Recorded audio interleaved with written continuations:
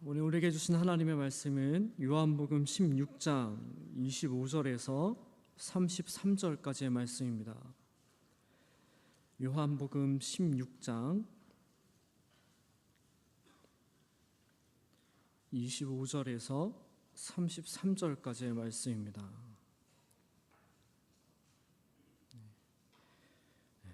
요한복음 16장 25절에서 33절까지의 말씀 우리 한 목소리로 봉독하겠습니다.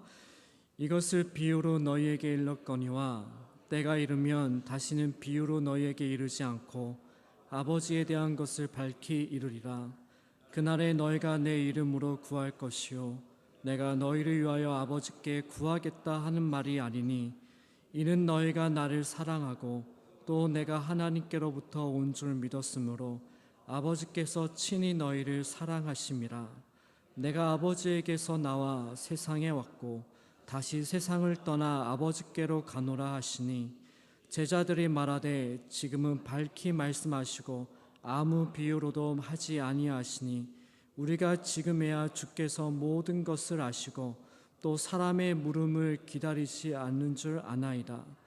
이로써 하나님께로부터 나오심을 우리가 믿사옵나이다.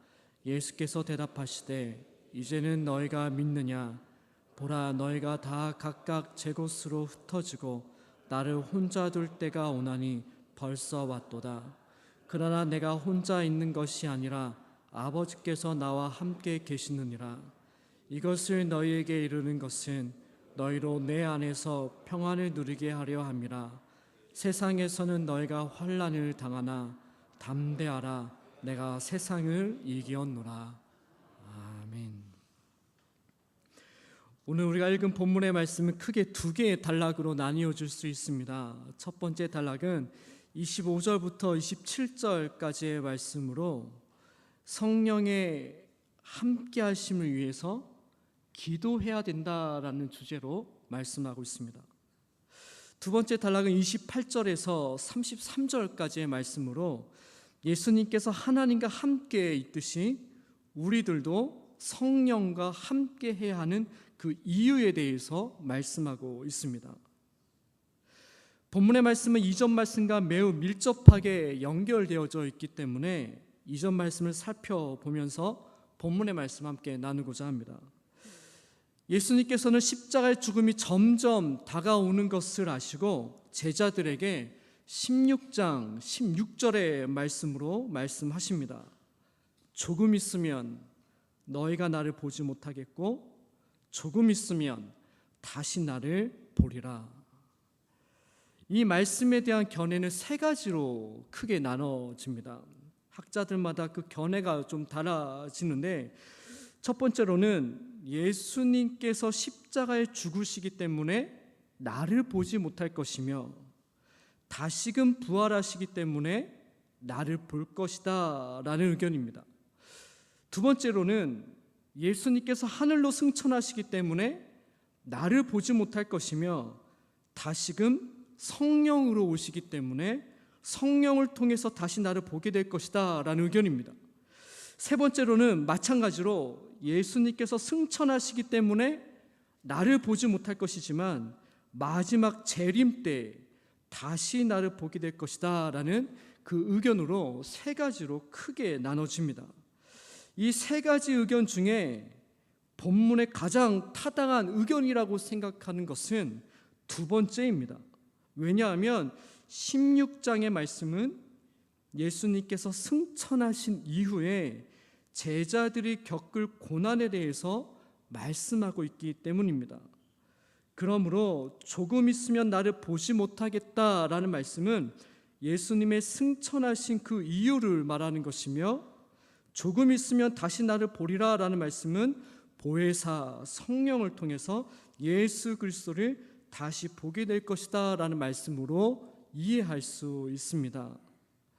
그렇지만 이 말씀을 이해하지 못하는 제자들에게 예수님께서는 20절에서 24절까지의 말씀으로 설명하고 있습니다. 조금 있으면 나를 보지 못한다라는 말씀은 예수님께서 승천하신 이후에 예수님을 보지 못한다라는 것뿐만 아니라 예수를 믿는다는 이유로 제자들에게 핍박과 고난이 있을 것이다 덧붙여서 말씀하고 있습니다. 그래서 20절의 말씀을 보면 내가 진실로 진실로 너희에게 이르노니 너희는 곡하고 애통함이 있을 것이다 라고 말씀하고 있습니다. 그리고 조금 있으면 나를 다시 보게 될 것이다 라는 말씀에 대해서는 예수를 믿는다는 이유로 곡하고 애통하는 일들이 있겠지만 성령을 통해서 예수 그리스도를 다시 보게 되기 때문에 곡하고 애통하는 것들이 오히려 기쁨으로 변화될 것이다. 그 기쁨이 누구든 어떤 누구든지 빼앗을 수 없는 그 기쁨으로 변화될 것이다 라는 것을 말씀하고 있습니다. 그렇다면 이 보혜사 성령을 통해서 곡하고 애통해야 하고 고난받는 것이 오히려 평안과 기쁨으로 변해진다라고 말씀하고 있는데, 그러면 어떻게 해야 이 보혜사 성령과 함께 예수 그리스도를 다시 보게 될 것인지에 대해서 23절과 24절의 말씀으로 말씀하고 있습니다. 23절 중반절에 보면 내가 진실로 진실로 너희에게 이르노니 너희가 무엇이든지 아버지께 구하는 것을 내 이름으로 주시리라. 무엇이든지 아버지께 구할 때 내 이름으로 주시겠다라고 말씀하고 있습니다. 중요한 것은 무엇을 주실지에 대해서는 말씀하지 않고 있는데 24절의 말씀을 통해서 무엇을 주실지에 대해서 말씀하고 있습니다. 24절의 말씀을 보면 지금까지는 너희가 내 이름으로 아무것도 구하지 아니하였으나 구하라 그리하면 받으리니 너희 기쁨이 충만하리라. 구하라 그리하면 받으리니 라고 말씀하시면서 그것을 받을 때 너희 기쁨이 충만하게 될 것이다 라고 말씀하고 있습니다. 무엇을 받으면 기쁨이 충만하게 임하게 됩니까? 보혜사 성령입니다. 구하라 찾으라 문을 두드리라. 너희가 악할지라도 하물며 너희 하늘아버지께서 구하는 자에게 무엇을 주신다고요? 성령을 주시지 않겠느냐. 예수님께서는 고아처럼 이 세상에 남겨질 제자들을 위하여서 14장부터 보혜사 성령에 대해서 말씀하고 있었습니다. 16장에서는 본격적으로 성령에 대해서 강조하고 있기 때문에 간구하며 기도할 때에 성령을 주시겠다라고 말씀하고 있습니다.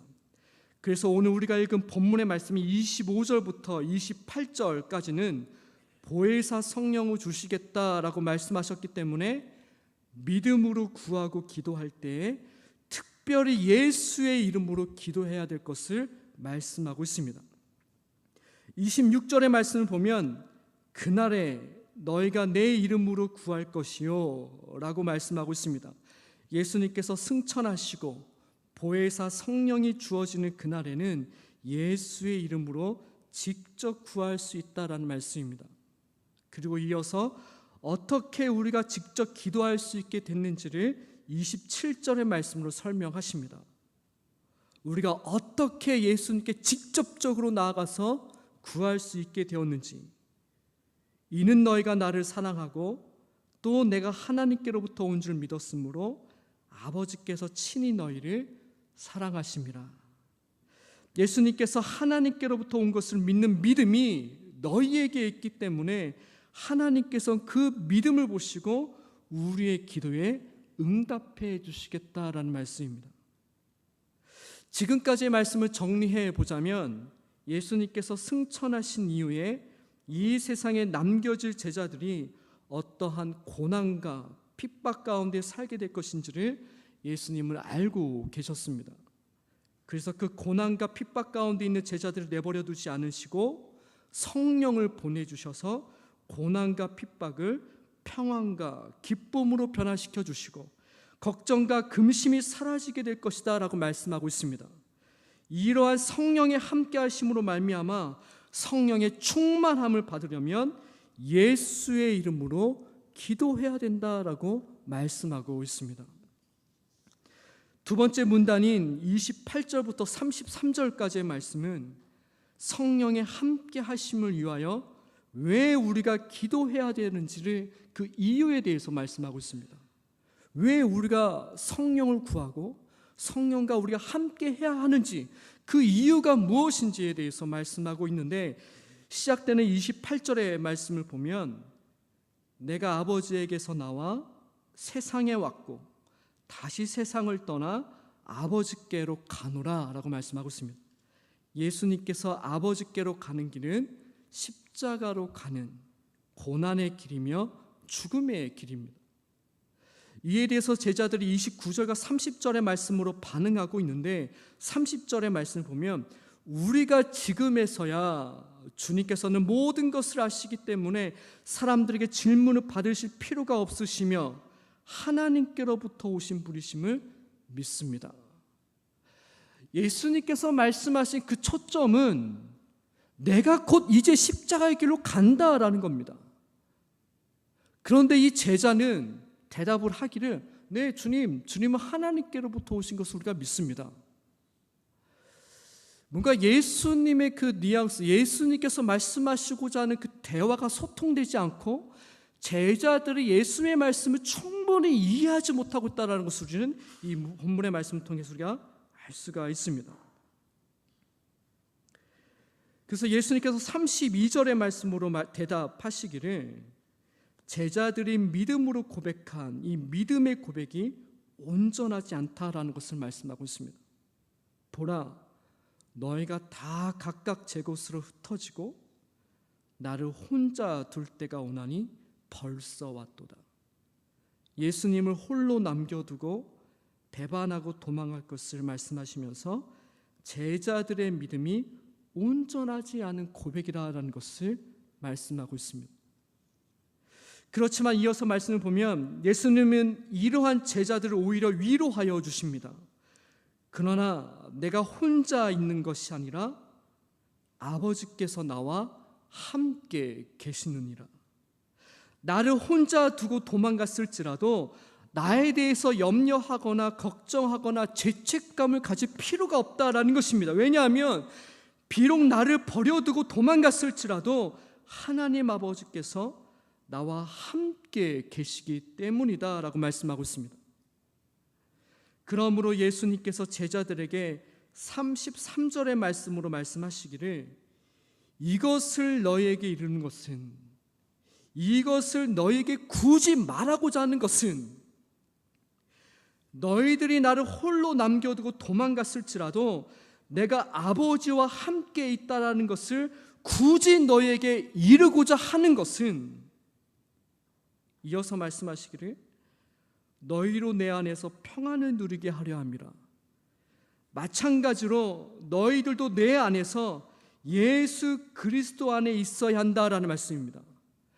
제자들이 나를 다 버리고 도망갔을지라도 하늘의 아버지 하나님과 나와 함께하고 있기 때문에 예수 그리스도는 평안하다라는 것입니다. 십자가의 길이 다가왔을지라도.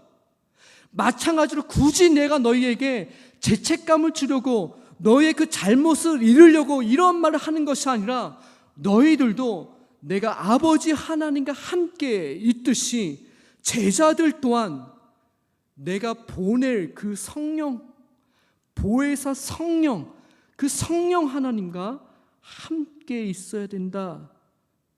그래야 너희 안에 평안이 있을 것이다 라는 것을 말씀하고 있습니다. 너희로 내 안에서 예수 그리스도 안에 있을 때, 성령과 함께 있을 때 평안을 누릴 수 있다라는 것을 제자들에게 말씀하고 있습니다. 예수님께서 아버지와 함께 있는 것처럼 너희들도 예수 그리스도와 함께 성령과 함께 있을 때 평안을 누릴 수 있다라고 말씀하시는데, 그렇다면 예수님께서 아버지와 함께 있는 것은 무슨 뜻인지를 묵상하게 되며 생각하게 됩니다. 32절에 예수님께서 내가 혼자 있는 것이 아니라 아버지께서 나와 함께 계시느니라 라고 말씀하셨을 때 예수님의 삶의 자리는 십자가의 길로 나아가는 자리였습니다. 예수님께서 십자가로 나아가는 자리는 자신의 뜻을 온전히 내려놓고 하나님의 뜻에 전적으로 순종하는 자리입니다. 즉 예수님께서 하나님과 함께 있다라는 말씀은 온전히 하나님 말씀에 순종하는 것을 의미합니다. 마찬가지로 우리들도 예수 그리스도 안에 있을 때, 내주하시는 성령과 함께 있을 때 평안을 누릴 수 있다라는 말씀은 나의 뜻을 내려놓고 온전히 하나님 말씀에 순종할 때 평안을 누릴 수 있다라는 말씀입니다. 내가 하나님 안에 평안을 누리고자 나의 뜻을 끝까지 내려놓지 않고 평안을 누릴 수 없다라는 것입니다.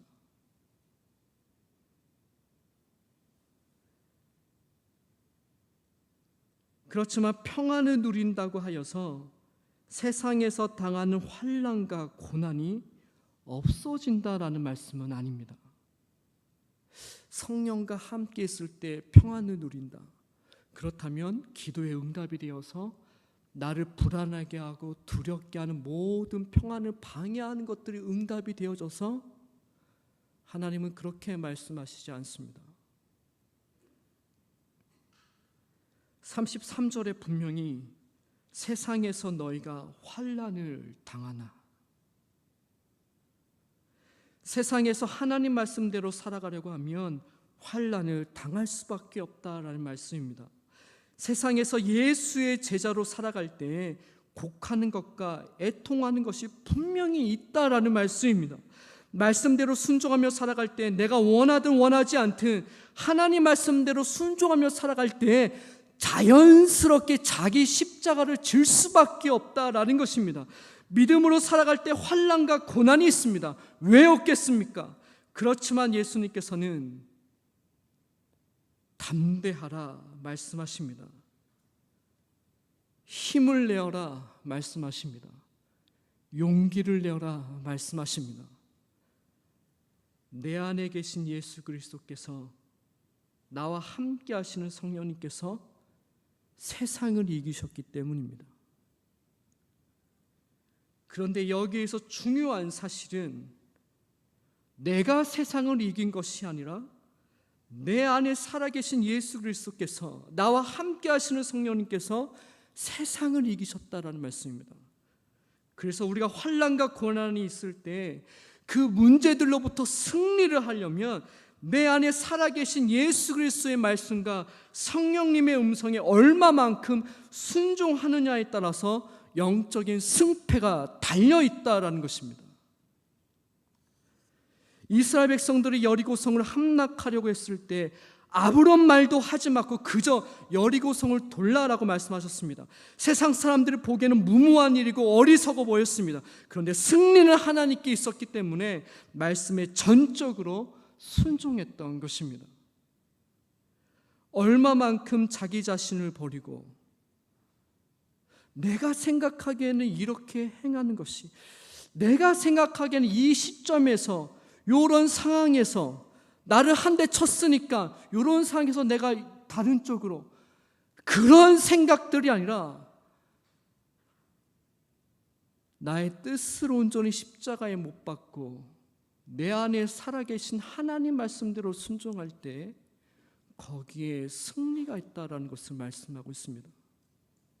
내가 승리하는 것이 아니라 내 안에 살아계신 예수님께서 대신 인도하여 주시고, 대신 보호하여 주시고, 대신 싸워 주시고, 대신 하나님께서 나서 주시고, 대신 하나님께서 응답해 주시고 위로하여 주시고 담대함을 주시기 때문에 굳이 너희들이 하나님을 대신해서 나아가지 말라, 온전히 하나님의 뜻에 순종할 때 하나님께서 대신 싸워주시기에 승리할 수 있다는 것을 말씀하고 있습니다. 이미 승리가 우리에게 있기 때문에 담대하라 라고 말씀하고 있습니다.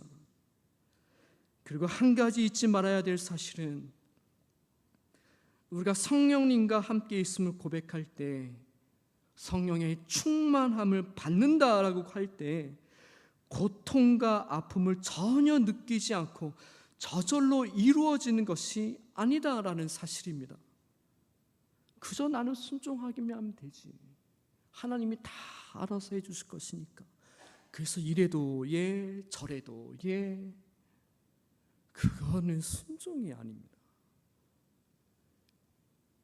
십자가로 나아가신 예수님의 그 십자가의 길, 하나님 말씀대로 순종하는 그 길, 예수님의 순종은 생명을 걸었던 겁니다. 예수님의 순종은 생계를 걸은 것입니다. 예수님의 순종은 모든 것들을 다 내려놓는 겁니다. 예수님의 순종은 고통과 극한의 아픔이 있을지라도 포기하지 않았다라는 겁니다.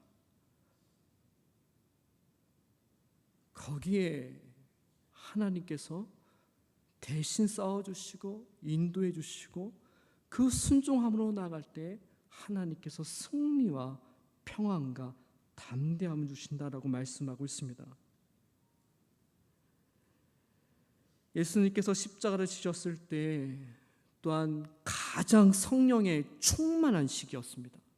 예수님의 3년의 그 공생애를 보면은 십자가를 지는 이 하루의 시간이 얼마나 중요한 시간이었겠습니까? 아마도 예수님께서 3년의 시간 동안 뭐 다 성령에 충만한 시간이 있었겠지요.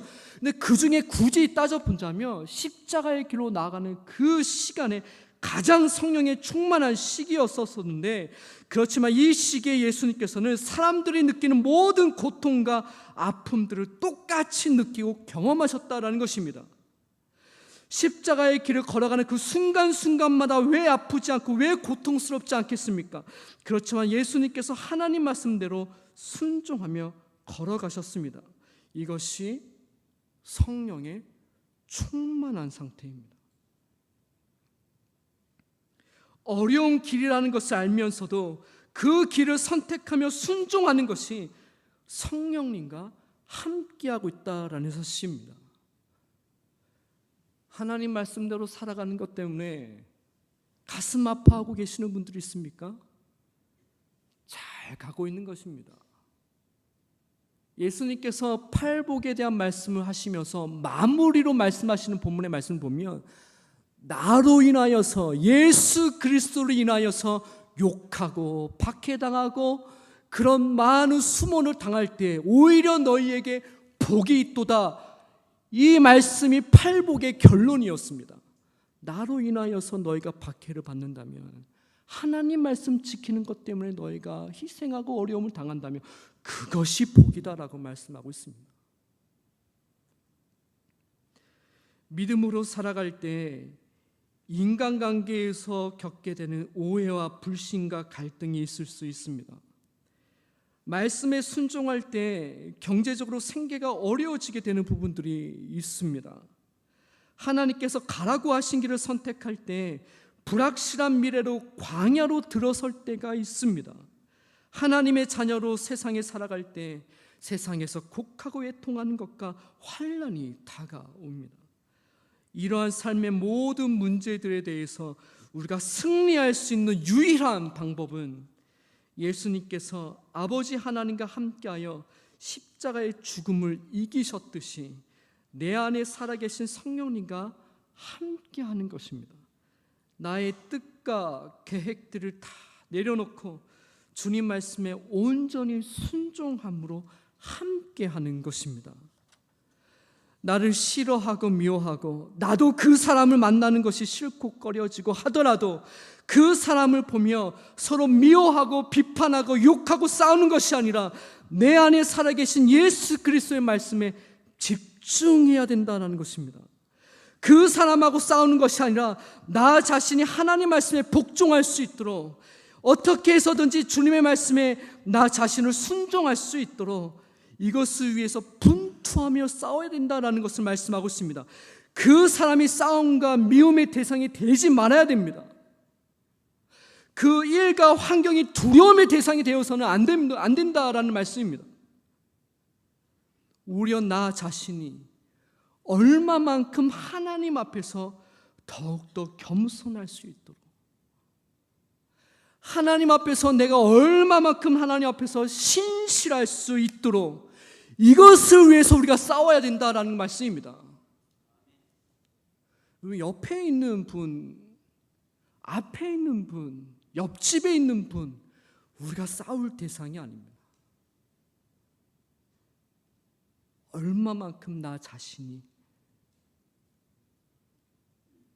혹시 말씀을 통하여서 너나 잘해라, 옆 사람 생각나고 저 사람 생각나고 그들이 생각나십니까?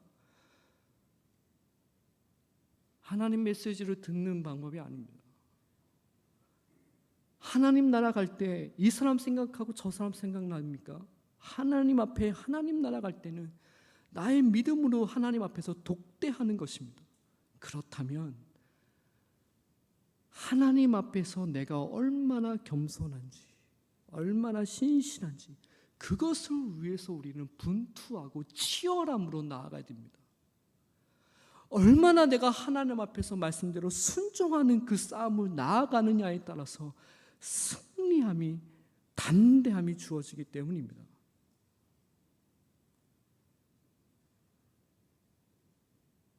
내 안에 살아계신 예수 그리스도의 말씀과 성령의 음성에 얼마만큼 순종하느냐에 따라 영적인 승패가 달려 있습니다. 왜냐하면 우리 안에 살아계신 예수 그리스도께서 죽음과 같은 모든 문제들에 대해서 승리하셨기 때문입니다. 기도하시겠습니다. 하나님 아버지, 이 자리에 나온 모든 성도들을 기억하여 주시어서 주님께서 부활하신 기쁨의 날이지만 혹이나 기도하는 제목들로 인하여 마음이 어렵거나 힘들어하는 성도들이 있습니까? 우리의 마음과 생각과 시선을 사망으로 이끌어가는 모든 문제들에 집중하게 하지 마시고 모든 사망의 문제들을 이기신 주님을 바라보게 하여 주시옵소서. 내 안에 살아계신 주님을 바라보게 하여 주시어서 곡하고 애통하는 것이 기쁨과 평안함으로 변화시켜 주시고 하나님의 말씀에 온전히 순종하게 하여 주시어서 세상을 이기신 주님의 승리의 기쁨을 우리에게도 허락하여 주시옵소서. 이 모든 것을 우리를 구원하신 예수 그리스도의 이름으로 기도하옵나이다.